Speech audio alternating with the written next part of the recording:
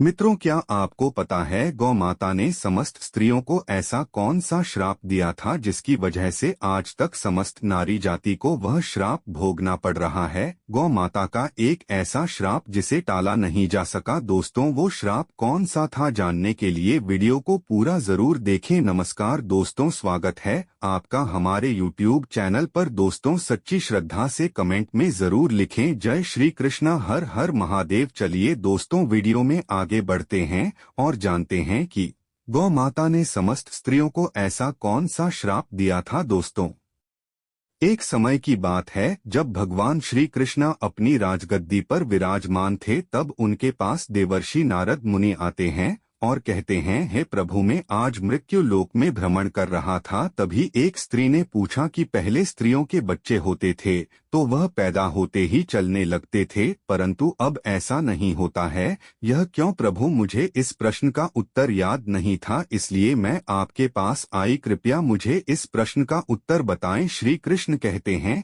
यह प्रश्न समस्त स्त्री जाति के लिए अत्यंत महत्वपूर्ण है। अगर तुम इस प्रश्न के उत्तर को जानना चाहते हो तो इस कथा के माध्यम से पता चलेगा किस वजह से अब स्त्रियों का बच्चा पैदा होते ही चल नहीं पाता है। तब देवर्षि नारद कहते हैं कि प्रभु, मैं इस कथा को पूरा सुनूंगा। तो क्या आप जानना चाहते हैं कि इस प्रश्न का उत्तर क्या है? तो मित्रों, वीडियो को आखिरी तक जरूर देखें। और श्री कृष्ण कहते हैं कि हे देवर्षि, एक नगर में एक रामचंद्र नामक व्यक्ति रहता था। रामचंद्र एक स्वार्थी व्यक्ति था। रामचंद्र के पास में एक गाय थी, वह गाय दूध देती थी और रामचंद्र उस गाय को हरा भरा चारा खिलाकर उसका दूध निकाल कर के उस दूध का बिक्री किया करता था। रामचंद्र गाय का दूध खुद भी पीता था और अपने परिवार वालों को भी पिलाता था। गाय के दूध की वजह से ही रामचंद्र अपने घर की दिनचर्या चलता था। रामचंद्र का समय इसी तरह से व्यतीत हो रहा था। कुछ दिनों के बाद एक समय ऐसा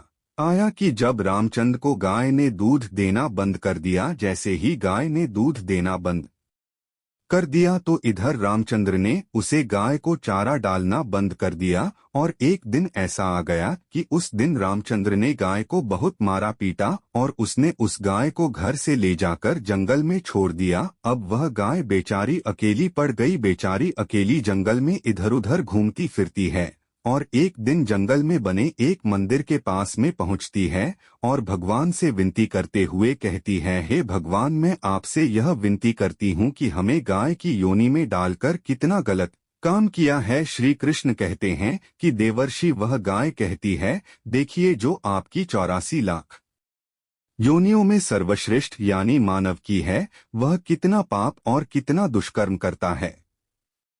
वह गाय आगे कहती है, जब तक मैं दूध देती रही तब तक उस व्यक्ति ने मुझे अपने घर पर रखा हरा भरा चारा खिलाया। जैसे ही मैं दूध देना बंद कर दिया, उसके बाद में उसने मुझे चारा भी नहीं डाला। इतना ही नहीं, उसने तो मुझे घर से बाहर ही निकाल दिया। अब जंगल में चारा खाकर के, जंगल में घास खाकर के मैं अपने पेट को भरती हूँ। हे भगवान, आपने जो सर्वश्रेष्ठ योनि बनाई है, यह तो कितनी स्वार्थी और लालची है। श्री कृष्ण कहते हैं कि हे देवर्षि नारद, धीरे धीरे समय व्यतीत होता चला गया। गाय बेचारी इधर उधर भटकती रही। जब भी वह गए रामचंद्र के द्वार पर आ जाती है तो रामचंद्र ने लाठी लेकर के उस गाय को जंगल की तरफ खेद करके आता है। श्री कृष्ण कहते हैं, तो अब जैसे ही 3-4 महीने का गर्भ हुआ है तो इस जंगल से स्त्री गुजर रही थी। उस स्त्री ने जैसे ही उस गाय को देखा, उसने मन में सोचा कि यह गाय तो गर्भवती है, मैं एक काम करती हूँ, इस गाय को मैं पाल लेती हूँ। जब इसका बच्चा हो जाएगा तो यही गाय मुझे दूध देने लगेगी, तब मैं इसका दूध खुद भी पी लूंगी और साथ ही अपने परिवार वालों को भी पिलाऊंगी। लेकिन जैसे ही वह स्त्री उस गाय को पकड़ने के लिए अपने पति को बुलाने के लिए जाती है और जब तक उसका पति वहां पर आता है तब तक वह गए वहां से चली जाती है और धीरे धीरे और समय व्यतीत होता गया। श्री कृष्ण कहते हैं, हे देवर्षि, जब उस गाय के प्रसव का समय नजदीक आ गया तब वह एकांत जंगल में सुरक्षित जगह पर जाकर के उस गाय ने एक सुंदर बछड़े को जन्म दिया। श्री कृष्ण कहते हैं कि ही देवर्षि, प्रसव के कुछ समय बाद वही स्त्री इस जंगल में घास काटने के लिए आती है। जैसे ही उसने दूर से देखा कि एक गाय ने अपना बच्चा जन्म दिया हुआ है, तब वह स्त्री उसके पास गई और उसने ध्यान से उसे गाय को देखा तो बोली कि अरे यह तो नहीं गाय है, इस गाय ने तो बछड़ा दे ही दिया। वह स्त्री सोचती है अब मैं इस गाय को पढ़कर अपने घर पर अवश्य ले जाऊंगी। जैसे ही वह स्त्री उस गाय के पास से अपने पति को बुलाने के लिए जाने लगती है, तभी गाय ने इस समय उस स्त्री से कहती है, बहन आज तुम हमारे ऊपर एक परोपकार कर दो। यह मेरा जो बच्चा है यह पीछे पड़ा हुआ है, इसे उठाकर कि तुम मेरी गर्दन के ऊपर रख दो, मैं अपने बच्चों को लेकर सुरक्षित स्थान पर चली जाऊंगी। यह चलने लायक नहीं है। श्री कृष्ण कहते हैं कि देवर्षि नारद जैसा अभी है ऐसा पहले नहीं था। पहले गाय का बच्चा 8 महीने के बाद ही चलना सीखता था। श्री कृष्ण कहते हैं, हे देवर्षि, लेकिन जैसे ही उस स्त्री ने गाय की बात सुनी तो बहुत बहुत जोर जोर से हंसने लगी और कहने लगी, तुम्हारा बच्चा इतना गंदा है, इतनी गंदगी में पड़ा है, मैं तुम्हारे बच्चे को उठाकर तुम्हारे ऊपर यह परोपकार क्यों करूं। उस स्त्री ने उस गाय का बहुत मजाक बनाया। वह बेचारी थी, वह अपने बच्चों को उठा नहीं सकती थी। श्री कृष्ण कहते हैं कि है देवर्षि, इस समय दुखी होकर के गाय ने श्राप दे दिया। उसने श्राप देते हुए कहा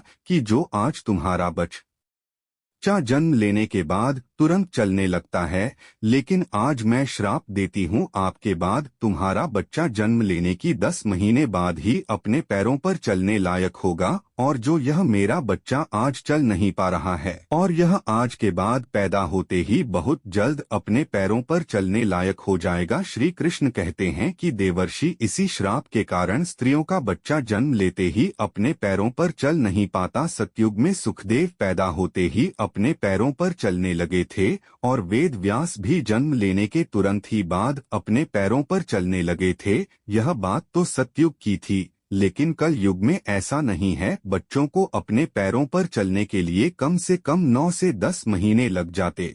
इसका कारण यही है, उसी दिन से समस्त स्त्रियों के जो बच्चे पैदा होते हैं, बच्चों को अपने पैरों पर चलने के लिए कम से कम 9 से 10 महीने लग जाते। इसका कारण यही है क्योंकि गाय ने समस्त स्त्री जाति को श्राप दे दिया था। उसी दिन से समस्त स्त्रियों की जो बच्चे पैदा होते ही चलने लग जाते। वह गाय के श्राप के कारण स्त्री का बच्चा 9-10 महीने बाद ही चलने लायक होता है और गाय का बछड़ा उसी दिन से अपने पैरों पर चलने लायक हो जाता है। इसीलिए किसी की आत्मा को कष्ट नहीं देना चाहिए और यही सनातन धर्म का सबसे बड़ा धर्म है। गोस्वामी तुलसीदास ने लिखा है, पर हित सरस धर्म नहीं दोस्तों, दूसरे के दुख में दुखी दूसरे के काम आना सबसे बड़ा धर्म माना गया है। तो इसलिए हमें असहाय पशु की पक्षियों की सहायता करनी चाहिए। गाय के उसी श्राप की वजह से ही जितने भी पशु पक्षी हैं उन सब के बच्चे चलने लगा, जबकि स्त्रियों के बच्चों पर इसका विपरीत असर पड़ा। महिलाओं को खामियाजा आज भी भुगतना पड़ रहा है। मित्रों, आपको यह जानकारी कैसी लगी हमें कमेंट में अवश्य बताइएगा और कमेंट में जय श्री कृष्णा हर हर महादेव जरूर लिखें। साथ ही अगर आप हमारे चैनल पर नए हैं तो चैनल को सब्सक्राइब अवश्य कर लेना।